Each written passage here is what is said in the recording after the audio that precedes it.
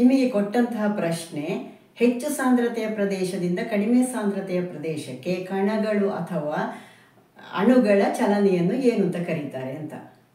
ಇಲ್ಲಿ ವಿಸರಣೆ, ಅಭಿಸರಣೆ, ಪ್ಲಾಸ್ಮಾಲಿಸಿಸ್, ಡಿಪ್ಲಾಸ್ಮಾಲಿಸಿಸ್ ನಿಮಗೆ ಕೊಟ್ಟಂತಹ ಆಪ್ಷನ್ಸ್. ಅದರಲ್ಲಿ ವಿಸರಣೆ ಅಂದರೆ ಒಂದು ದ್ರವ ಇದೆ, ಅದಕ್ಕೆ ನೀವು ಏನೋ ಒಂದು ವಸ್ತುವನ್ನು ಹಾಕಿದ್ದೀರಿ, ಇಂಕ್ ಆಗಿರ್ಬೋದು ಅಥವಾ ಒಂದು ಸ್ವಲ್ಪ ಸಕ್ಕರೆ ಇರ್ಬೋದು, ಏನೋ ಇರ್ಬೋದು.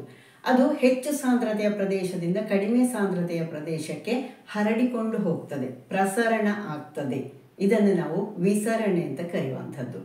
ಅಂದರೆ ಇಂಕ್ ಕೆಳಗಡೆಗೆ ಸ್ಪ್ರೆಡ್ ಆಗೋದು ನಿಮಗೆ ಕಾಣಿಸ್ತದೆ ಅಲ್ವಾ. ಇಂಕಲ್ಲಿ ಹೆಚ್ಚು ಸಾಂದ್ರತೆಯದ್ದಾಗಿರ್ತದೆ, ಅದು ಕಡಿಮೆ ಸಾಂದ್ರತೆಯ ಪ್ರದೇಶಕ್ಕೆ ಸ್ಪ್ರೆಡ್ ಆಗ್ತಾ ಹೋಗ್ತದಲ್ಲ, ಇದನ್ನೇ ನಾವು ವಿಸರಣೆ ಅಂತ ಕರೆಯೋದು. ಅಭಿಸರಣೆ ಅಂದರೆ ಇಲ್ಲಿ ಹೆಚ್ಚು ಸಾಂದ್ರತೆಯ ಪ್ರದೇಶಕ್ಕೆ ಕಡಿಮೆ ಸಾಂದ್ರತೆಯ ಪ್ರದೇಶದಿಂದ ನೀರಿನ ಅಣುಗಳ ಚಲನೆ, ಅದು ಕೂಡ ಅರೆ ಪಾರಗಮ್ಯ ಅಥವಾ ಸೆಮಿ ಪರ್ಮಿಯೇಬಲ್ ಮೆಂಬ್ರೇನ್ ಮೂಲಕ ಹಾದು ಹೋಗುವಂಥದ್ದು. ಅಭಿಸರಣೆ ಹೇಳಿದ ಕೂಡಲೇ ನೀವು ಆಲೂಗಡ್ಡೆ ಪ್ರಯೋಗವನ್ನು ನೆನಪು ಮಾಡ್ಕೊಳ್ಳಿ. ಆಲೂಗಡ್ಡೆ ಪ್ರಯೋಗದಲ್ಲಿ ಏನು ಮಾಡ್ತೀರಿ ನೀವು? ಆಲೂಗಡ್ಡೆಯ ಒಳಗಡೆಗೆ ಒಂದು ರಂಧ್ರವನ್ನು ಕೊರಿತೀರಿ, ಅದರಲ್ಲಿ ಸ್ಟ್ರಾಂಗ್ ಶುಗರ್ ಸೊಲ್ಯೂಷನನ್ನು ಹಾಕ್ತೀರಿ, ಹೆಚ್ಚು ಪ್ರಬಲ ಸಕ್ಕರೆಯ ದ್ರಾವಣವನ್ನು ಹಾಕಿ ನೀವು ಗುರುತಿಗೆ ಗುಂಡು ಸೂಜಿಯನ್ನು ಇಟ್ಕೊಳ್ತೀರಿ. ಅದರ ಹೊರಗಡೆಗೆ ಬೀಕರಿನಲ್ಲಿ ನೀವು ಖಾಲಿ ನೀರನ್ನು ತಗೊಳ್ತೀರಿ. ಸ್ವಲ್ಪ ಹೊತ್ತಾಗುವಾಗ ಅದರ ಒಳಗಡೆಗೆ, ರಂಧ್ರದ ಒಳಗಡೆಗೆ ನೀರಿನ ಮಟ್ಟ ಏರಿರ್ತದೆ ಮತ್ತು ಅದು ಹೆಚ್ಚು ಸಿಹಿಯಿಂದ ಕಡಿಮೆ ಸಿಹಿಗೆ ಪರಿವರ್ತನೆ ಆಗಿರ್ತದೆ. ಅಂದರೆ ಏನು? ಹೊರಗಿನಿಂದ ನೀರಿನ ಅಣುಗಳು ಒಳಗಡೆಗೆ ಪ್ರವೇಶ ಮಾಡಿದ್ದು, ಮಧ್ಯದಲ್ಲಿ ಜೀವಕೋಶಗಳಿತ್ತಲ್ಲ, ಅದು ಸೆಮಿ ಪರ್ಮಿಯೇಬಲ್ ಮೆಂಬ್ರೇನ್ ಹಾಗೆ ಕೆಲಸ ಮಾಡ್ತದೆ ಅಥವಾ ಅರೆ ಪಾರಗಮ್ಯ ವಸ್ತುವಿನ ಹಾಗೆ ಕೆಲಸ ಮಾಡ್ತದೆ. ಹೊರಗಿನಿಂದ ನೀರಿನ ಅಣುಗಳು ಒಳಗಡೆಗೆ ಹೋಗಿದೆ, ಎಲ್ಲಿಗೆ? ಹೆಚ್ಚು ಸಾಂದ್ರತೆ ಇರುವ ಪ್ರದೇಶಕ್ಕೆ ಕಡಿಮೆ ಸಾಂದ್ರತೆಯ ಪ್ರದೇಶದಿಂದ ನೀರಿನ ಅಣುಗಳ ಚಲನೆ ಯಾವುದರ ಮೂಲಕ? ಸೆಮಿ ಪರ್ಮಿಯೇಬಲ್ ಮೆಂಬ್ರೇನ್ ಮೂಲಕ ಹಾದು ಹೋದರೆ ಮಾತ್ರ ಅದನ್ನು ನಾವು ಅಭಿಸರಣೆ ಅಂತ ಕರಿತೇವೆ. ಇನ್ನೊಂದು ಶಬ್ದ ಇಲ್ಲಿ ಕೊಟ್ಟಿದ್ದು ನಾನು, ಪ್ಲಾಸ್ಮಾಲಿಸಿಸ್.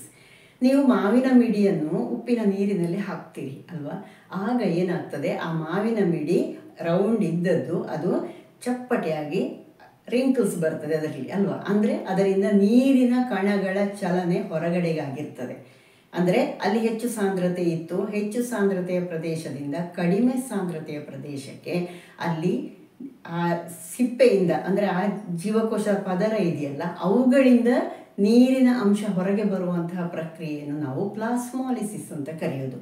ಹಾಗೆ ಇಲ್ಲಿ ಲವಣಗಳು ಒಳಗಡೆಗೆ ಹೋಗ್ತವೆ, ಇದನ್ನು ನಾವು ಪ್ಲಾಸ್ಮಾಲಿಸಿಸ್ ಅಂತ ಕರಿತೇವೆ. ಇನ್ನು ಡಿಪ್ಲಾಸ್ಮಾಲಿಸಿಸ್ ಅಂದರೆ ಇದರ ಸರಿ ವಿರುದ್ಧವಾದ ಕ್ರಿಯೆ. ನೀವು ಅದೇ ಮಾವಿನ ಮಿಡಿಯನ್ನು ನೀವು ಬರೀ ನೀರಲ್ಲಿ ಹಾಕಿ ನೋಡಿ, ಸ್ವಲ್ಪ ಹೊತ್ತಾಗುವಾಗ ಅದು ನೀರನ್ನು ಅಬ್ಸಾರ್ಬ್ ಮಾಡ್ತದೆ, ನೀರನ್ನು ಹೀರಿಕೊಳ್ತದೆ. ಅದೇ ನಿಮ್ಮ ಕೈಯನ್ನು ಕೂಡ ನೀವು ಮಾಡ್ಬೋದು ಪ್ಲಾಸ್ಮಾಲಿಸಿಸ್, ಡಿಪ್ಲಾಸ್ಮಾಲಿಸಿಸ್ಸಿಗೆ. ನಿಮ್ಮ ಕೈ ಬೆರಳನ್ನು ಉಪ್ಪು ನೀರಿನಲ್ಲಿ ಅದ್ದಿ ಇಡಿ, ಆಗ ಏನಾಗ್ತದೆ, ನಿಮ್ಮ ಕೋಶದಲ್ಲಿದ್ದಂತಹ ನೀರಿನ ಕಣಗಳು ಅಂದರೆ ನೀರಿನ ಅಣುಗಳು ಜೀವಕೋಶದಿಂದ ಹೊರಗಡೆಗೆ ಬರ್ತದೆ. ಓಕೆ, ನಿಮ್ಮ ಕೈಯೆಲ್ಲ ಏನೋ ರಿಂಕಲ್ಸ್ ಬರ್ತದೆ, ಬೆರಳೆಲ್ಲ. ನೀವು ಅದನ್ನು ನಿಮ್ಮ ಸ್ವಚ್ಛವಾದಂತಹ ನೀರಿಗೆ ಕೈಯದ್ದಿ ನೀರಿನ ಅಣುಗಳು ಮತ್ತೆ ಪುನಃ ಕೋಶದ ಒಳಗಡೆಗೆ ಸೇರಿಕೊಳ್ತವೆ. ಇಲ್ಲಿ ಅಭಿಸರಣೆ ಅಲ್ಲ ಇದು, ಇಲ್ಲಿ ಕೋಶ ಪೊರೆಗೆ ಮತ್ತು ಒಳಗಡೆಗೆ ಅದು ಅಣುಗಳ ಚಲನೆ ಆಗ್ತದೆ. ಓಕೆ, ನೀರಿನ ಅಣುಗಳು ಹೋಗ್ತದೆ. ಇದನ್ನು ನಾವು ಡಿಪ್ಲಾಸ್ಮಾಲಿಸಿಸ್ ಮತ್ತು ಪ್ಲಾಸ್ಮಾಲಿಸಿಸ್ಗೆ ಉದಾಹರಣೆ ಕೊಡ್ಬೋದು. ಹಾಗಾಗಿ ಪ್ರಶ್ನೆ ಕಂಡ ತಕ್ಷಣ ಯಾವುದೋ ಕಷ್ಟದ ಆನ್ಸರ್ ಇರ್ಬೋದು ಹೇಳುವಂಥ ಯೋಚನೆಯನ್ನು ಬಿಡಿ, ಬಹಳ ಸರಳವಾದದ್ದು ವಿಸರಣೆ ಅಥವಾ ಪ್ರಸರಣೆ ಇಲ್ಲಿ ನಿಮಗೆ ಉತ್ತರ. ಹೆಚ್ಚು ಸಾಂದ್ರತೆಯ ಪ್ರದೇಶದಿಂದ ಕಡಿಮೆ ಸಾಂದ್ರತೆಯ ಪ್ರದೇಶಕ್ಕೆ ಅಣುಗಳ ಚಲನೆ, ಅಷ್ಟೇ ಇಲ್ಲಿ ಉತ್ತರ. ಓಕೆ.